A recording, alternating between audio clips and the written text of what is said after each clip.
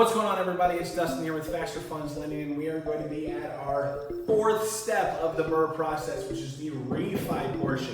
This is where we pay off ourselves, we pay off that private lender, we pay off hard money, and we go to long-term financing. So this is where the part that we get all of our money back that we put into that property, right?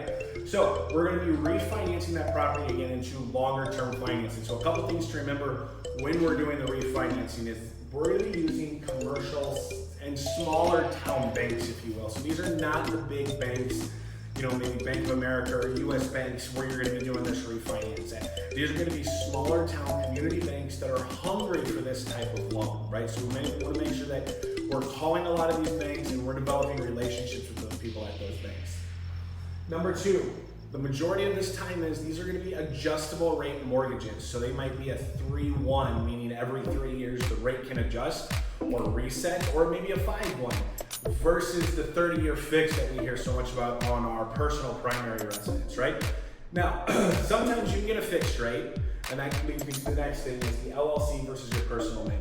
So when you're buying these properties and you're refinancing them, you need to ask yourself, do I want to put this loan in my personal name, which then you can get a 30-year fixed loan through a Fannie Mae or a Freddie conventional product. The thing with that is you can only have 10 of those loans in your name, and you have to make sure that your income can carry that debt. Or you can do it in your LLC, right? There is no limit on how many loans you can have in your LLC, depends on the bank, of course.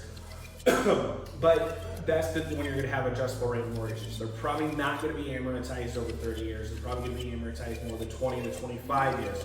So when we're refining and when we are doing our numbers to make sure that this property cash flows, we have to know, are we going to go into an adjustable rate mortgage? Are we going to do an amortization, meaning we're going to pay it over 20 payments or set for 20 years, 25 years? Or are we going to do it in our personal name at 30 years?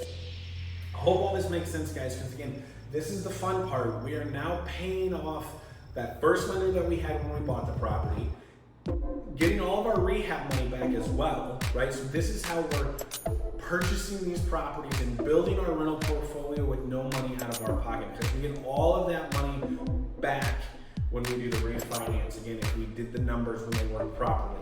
So to recap, the fourth step of the BRRRR process is we're going to refi this property. We need to get some developed relationships with smaller town commercial banks.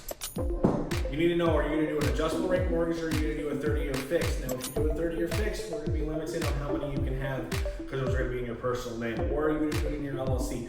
There's a lot to think about here. There's no right or wrong answer, but again, just things that you have to think about. Guys, I hope all this made sense. Remember, this is the fourth step of the BRRRR process. Next week, we'll talk about the final step, which is repeat. We'll talk to you soon.